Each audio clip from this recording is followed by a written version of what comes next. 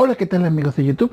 Muy buenos días, muy buenas tardes o muy buenas noches tengan todos ustedes. No importa el lugar del planeta donde estén viendo este video. Muchas gracias por su visita a su canal, Pedro Hernández Media TV. El día de hoy hablaremos sobre la regulación de la ruta metabólica de la glucólisis. Así que vamos con la intro y adelante.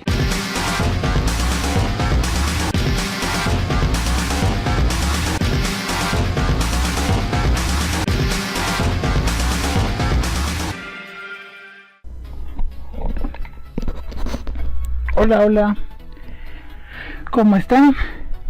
Yo espero que estén muy bien. El día de hoy vamos a ver la regulación de la glucólisis. Ya con esto vamos a dar por concluido el tema de la ruta metabólica de la glucólisis.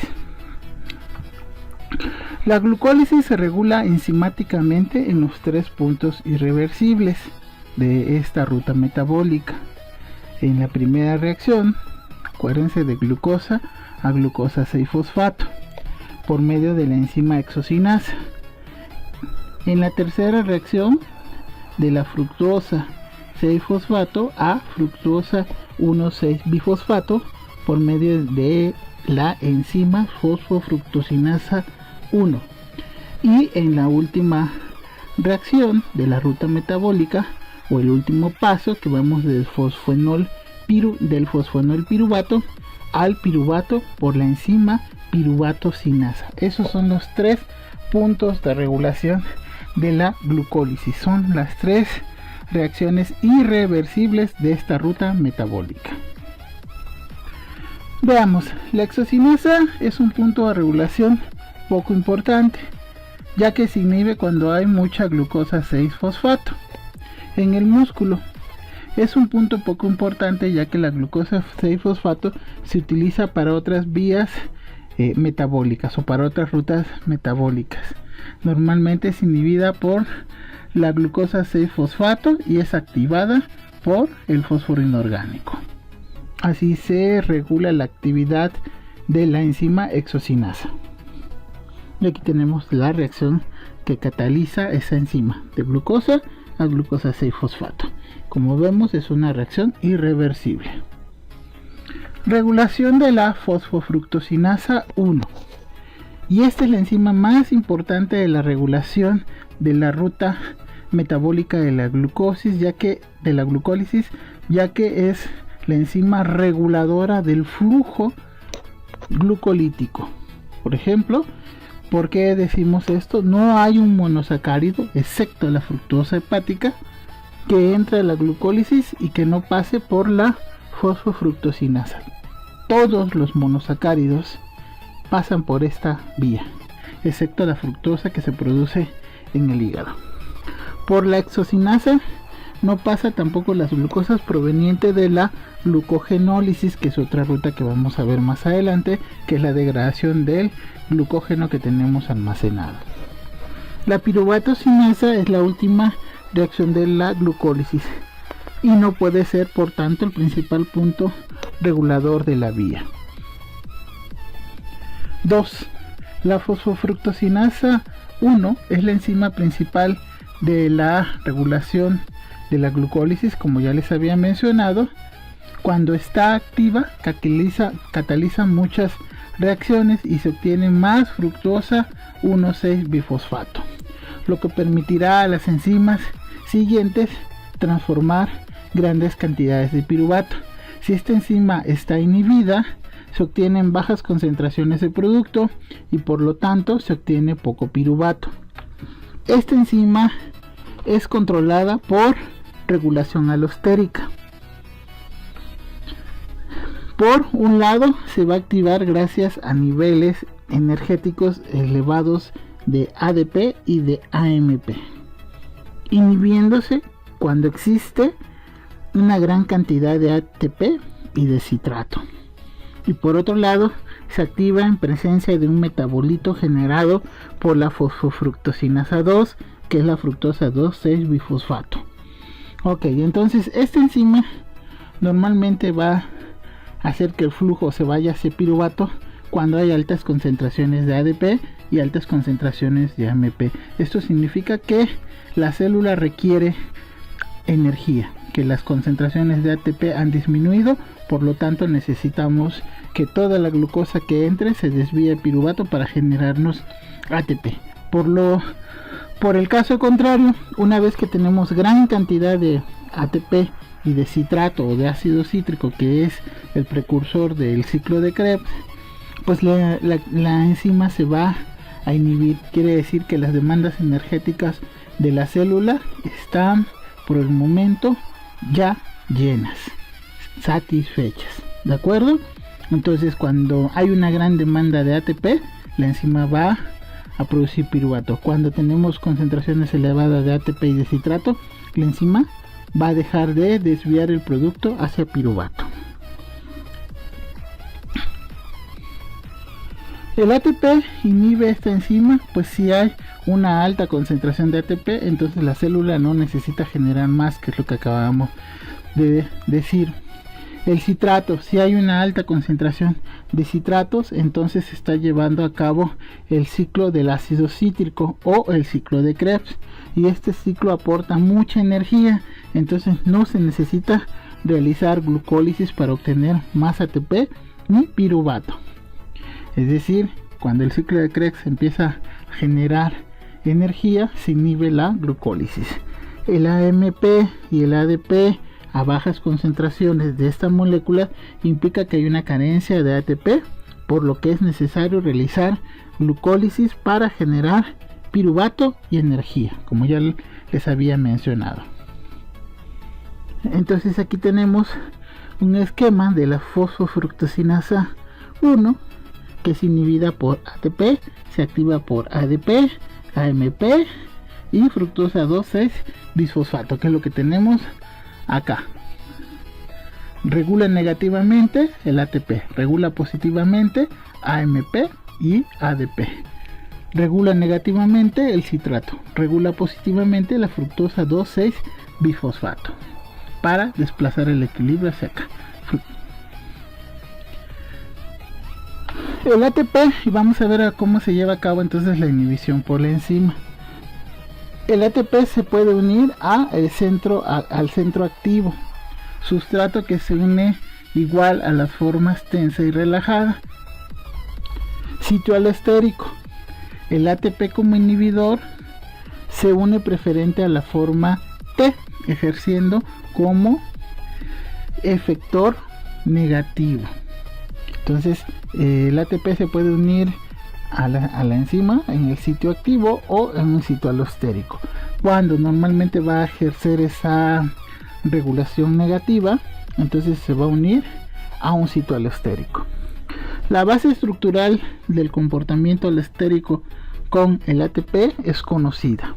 Vamos a ver que interviene la arginina 162 de cada subunidad de la enzima, y el segmento en el que está la alfa hélice en la forma relajada. El ADP se une a su sitio alostérico de la enzima y con ello previene la unión del ATP al suyo, evitando que se pase al estado T. Con ello, la presencia de ATP previene la inhibición ejercida por el ATP. En pocas palabras, el sitio alostérico que regula la actividad de la fosfofructosinasa 1 es el mismo sitio en el cual se une ADP y el ATP.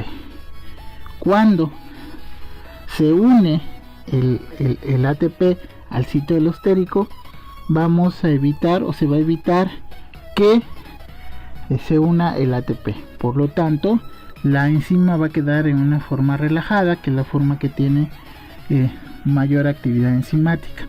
Por el caso contrario, si se une el ATP, entonces la enzima pasa al estado tenso, que es una enzima que tiene menor actividad enzimática. Y es así como un sitio alostérico puede ser regulado por dos moléculas que tienen afinidad por esa región estructural en la proteína. Y esto es muy importante porque las concentraciones de ADP y de ATP van a regular la actividad de la glucólisis. El AMP reduce la inhibición inducida por el ATP.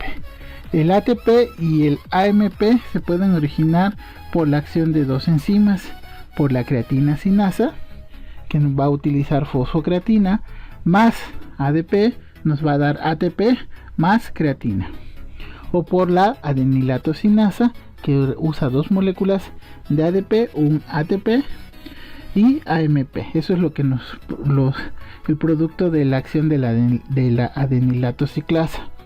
La adenilato sinasa amplifica la señal metabólica de pequeños descensos de ATP en las células musculares. 3. Papel de la fructosa 2,6 bifosfato. Tenemos la fosfofructosinasa 2, que va a utilizar la fructosa de fosfato más ATP, nos va a generar ADP más fructosa 2,6 bifosfato. Es el activador alostérico más potente. Requerimos de una concentración de 0.1 micromolar de la fosfofructosinasa 1 siempre que exista AMP. Es decir, para anular la inhibición del ATP necesitamos concentraciones mínimas de AMP y de fructosa 2,6 bifosfato. La fructosa 2,6 bifosfato impide que el flujo glicolítico se detenga cuando haya ciertos niveles de ATP en la célula. 3. La piruvato sinasa en el hígado se inhibe en presencia de ATP y acetilcoenzima A y se activa de nuevo ante la presencia de fructosa 2,6 bifosfato. Entonces la piruvato sinasa está inhibida por ATP y acetilcoenzima A. Se activa por fructosa 2,6 bifosfato, la piruvato sinasa. Finalmente, en condiciones aerobias, las moléculas de NADH ceden sus electrones a la cadena de transporte electrónico que los llevará hasta el oxígeno, produciendo agua y regenerándose el NAD, que se reutilizará en la glucólisis. Así, en estas condiciones, el ácido pirúvico entra en la mitocondria y se transforma en el acetilcoenzima A, que ingresará en la respiración celular. Eso ocurre en condiciones aerobias. En condiciones anaerobias, sin oxígeno, el NADH se oxida mediante la reducción del ácido pirúvico. Así se produce energía de forma anaerobia, denominándose fermentación, y esto ocurre en el citosol. Aquí tenemos entonces lo que se conoce como respiración anaerobia. Tenemos la glucólisis, tenemos el ácido pirúvico, tenemos el NADH, y la primera es la fermentación láctica. El ácido pirúvico por la enzima ácido láctico deshidrogenasa, que utiliza el NADH reducido para generarnos NAD oxidado y nos genera ácido láctico. Esto normalmente lo producen los lactobacilos, músculo esquelético en contracción vigorosa, en algunos tejidos vegetales en ausencia de oxígeno, en algunas semillas en la fase inicial de la germinación. Y cuando ustedes hacen mucho ejercicio y pues les duele el músculo, es debido a la concentración de ácido láctico que hay en los músculos. El otro tipo de fermentación es la fermentación alcohólica. El ácido pirúvico sufre una descarboxilación, una pérdida de CO2 por una enzima descarboxilasa para darnos acetaldehído. Este acetaldehído es sustrato para una enzima que se conoce como alcohol deshidrogenasa, que utiliza el NADH para regenerarnos el NAD oxidado y nos va a dar etanol. Esto es lo que hace la levadura de cerveza y la levadura del pan, que son las responsables de la fermentación del vino y la cerveza y de la subida del pan. Muy bien, amigos, pues muchas gracias por haber llegado hasta el final del video. Espero dejen sus comentarios aquí abajito en la caja de comentarios. No olviden suscribirse, activar la campanita para que no se pierdan los nuevos videos que subimos al canal.